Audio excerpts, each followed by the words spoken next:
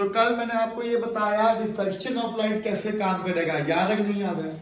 मैंने आपको ये बताया स्नेल्स लॉ को कैसे अप्लाई किया जाता है। फंडा एक ही है कि सर जिस मीडियम से आ रहा है रे ऑफ लाइट उस मीडियम का refractive index into sine of उसका एंगल इक्वल टू जिस मीडियम में जा रहा है रे ऑफ लाइट उसका refractive index into sine of उसका एंगल। ऐसे करते करते आप स्नेल लॉ को अप्लाई कर पाओगे, है ना।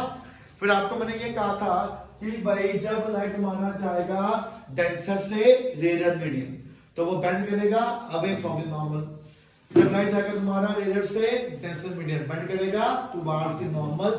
रिफ्रैक्टिव इंडेक्स क्या होता है ये भी आपको मालूम है कि सर मीडियम की वो प्रॉपर्टी जिसने मेरी स्पीड ऑफ लाइट को चेंज कर दिया, या मीडियम की वो प्रॉपर्टी जिसने लाइट की वेवलेंथ को चेंज कर दिया, उस प्रॉपर्टी को हमने क्या नाम दिया था? Refractive index. क्या नाम दिया था? रिफ्रैक्टिव इंडेक्स नाम दिया था। याद है कि नहीं याद है? अब देखो मैं यहाँ पे आज मैं क्या करूंगा, तुमको जो मैंने समझाया उस चीज को अपना अप्लाई करेंगे। अप्लाई करेंगे ग्लास लैब से। लिखो मैंने हेडिंग आज का रिफ्लेक्शन थ्रू ग्लास लैब। लिखिए रिफ्लेक्शन थ्रू ग्लास लैब कि जब लाइट तुम्हारा ग्लास लैब से पार करेगा उस लाइट का डिविएशन कितना आएगा, कितना पाथ लाइट का शिफ्ट हो जाएगा, ये सारी कहानी अभी आपको मालूम पड़ जाएगा। ठीक है, चलो भाई देखो मैं यहाँ पे कैसे काम करेगा ये। तो अब तुम्हारा चलेगा रिफ्रैक्शन थ्रू ग्लास लैब। ठीक है, क्या चलेगा अपना यहाँ पे? Refraction through glass lab. देखो भाई, तो अगर आप रिफ्रैक्शन थ्रू ग्लास लैब की बात करो ये 2 मिनट में आपका सॉल्व हो जाएगा, कोई बड़ी बात नहीं है। गौर करना है यार, फ्री फंड के मार्क्स हैं ये वाले। देखो भाई कैसे काम करेगा। एक ना तुमने ग्लास लैब लिया, ये रहा ग्लास लैब, देखा इस ग्लास लैब की थिकनेस को आपने क्या मान लिया? टी मान लिया। क्या मान लिया? टी। म्यू क्या बनेगा इसका? Refractive index. म्यू क्या बनेगा इसका? Refractive index. तो ये आया रे ऑफ लाइट, जो लाइट आएगा उसको क्या नाम दिया था? Incident ray. नॉर्मल क्या होता है? सरफेस के परपेंडिकुलर। तुमने नॉर्मल को ड्रॉ किया, इसका जो एंगल बनेगा विद द नॉर्मल वो क्या बनेगा? एंगल ऑफ इंसिडेंस, है ना। तुम्हें मालूम है सर लाइट को सीधा जाना था, क्या ये सीधा जाएगा? नहीं, ये बेंड कर जाएगा टुवर्ड्स द नॉर्मल।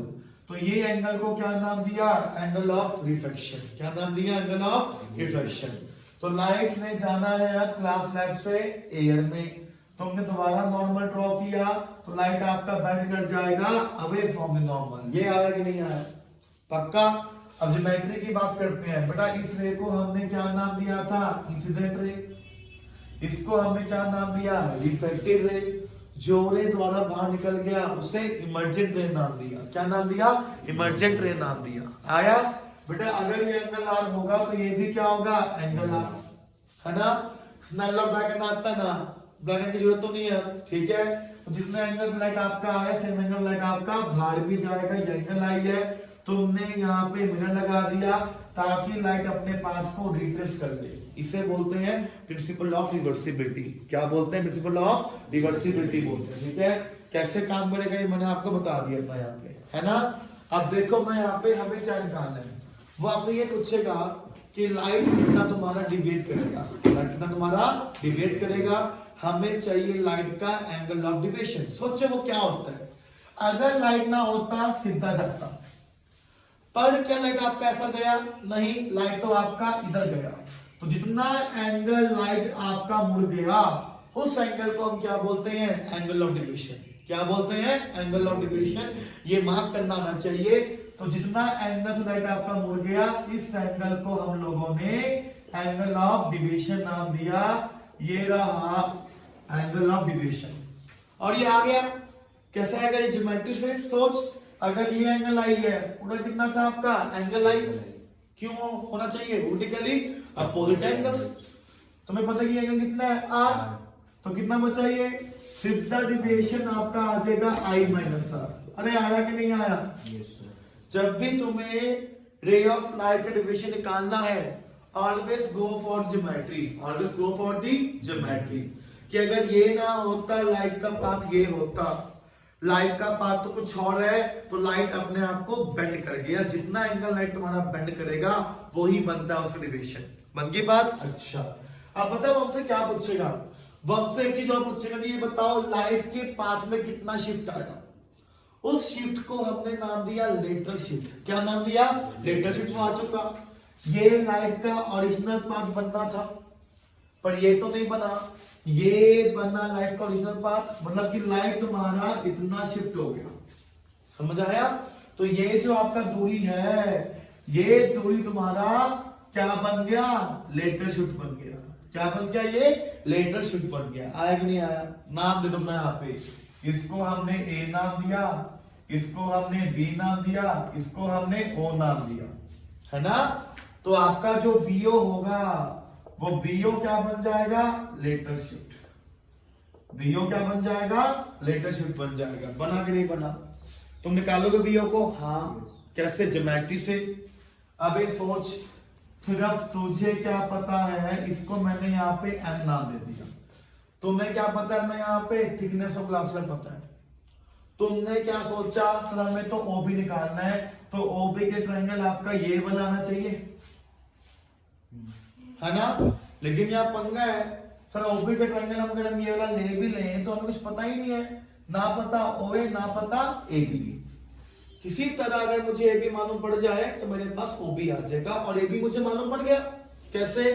ट्रायंगल देखा इसके साथ वाला, ज्योमेट्री भाई। अगर तू ट्रायंगल ए एम बी की करेगा चर्चा, तुझे पता होगा ए एम, तेरे पास ए बी आ जाएगा। ट्रायंगल दिख गया, और ट्रायंगल दिख गया, ए एम क्या है तुम्हारा? बेस।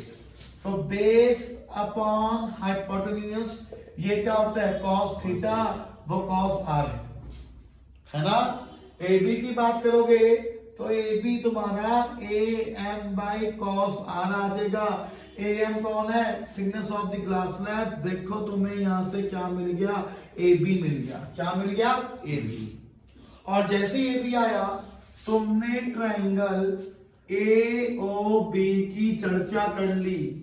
तुम्हें ओबी चाहिए तो ओबी बनेगा तुम्हारा परपेंडिकुलर, ओबी तुम्हारा बनेगा परपेंडिकुलर, ठीक है? ए बी तुम्हारा बनेगा हाइपोटेन्यूज, ये क्या आ जाएगा? साइन डेल आ जाएगा, और यही आएगा। अरे नहीं आ गया? डाल दो वैल्यू। सर ओबी तो लेटरल शिफ्ट है, ए बी हमने निकाल लिया, इधर साइन डेल आ जाएगा। डेल कितना है? आई माइनस आर है। डेल कितना है? आई माइनस आर। अरे है कि नहीं है? Yes sir. अरे है कि नहीं है? अच्छा, ओबी चाहिए, ये रहा ए बी का वैल्यू जो तुम्हारा टी बाई कॉस आर है, और ये sign of I minus R आ जाएगा, है ना? देखो बेटा, जाने जाने में हमने बेसिक ज्योमेट्री का यूज करके तुम्हारा लेटरल शिफ्ट का फॉर्मूला ड्राइव कर लिया। यही फॉर्मूला आपका होता है लेटरल शिफ्ट का। और याद करने मत बैठना कुछ भी फिजिक्स में, समझना है, ज्योमेट्री है, और कुछ करना है अब इसमें, नथिंग एल्स। अच्छा, इन केस अगर तुम्हारे एंगल बहुत छोटे होंगे, तुम्हें पता ही है एंगल बहुत छोटा होगा। सर हमने बताया था मैथ्स ने, limit theta approaches to 0, sine theta क्या होता है? Equal to theta. और याद है कि नहीं याद है? लेकिन अगर आप अपना यहाँ पे limit theta approaches to 0, cos theta की वैल्यू कितना होता है? वो 1। कॉस थीटा कितना होता है? 1 होता है। अबे मैथ्स है, वैल्यू डाल दो। अगर एंगल बहुत छोटे होंगे तो भी तुम्हारे पास आ जाएगा टी आई माइनस आर। ये तुम्हारा बना formula for the lateral shift. इसको अपना यहाँ पे उतार दीजिए, ठीक है? पेपर में कई बार ड्राइव करने को आ जाता है, तो तू इसको अपना यहाँ पे ड्राइव कर पाएगा, कोई बड़ी बात नहीं है, ठीक है? इसके बाद करेंगे लाइट नया फंडा। कोई डाउट तो नहीं है? पक्का? Are you sure? देख लो, ठीक है? चलो उतार लो अपना अभी उसको जल्दी से।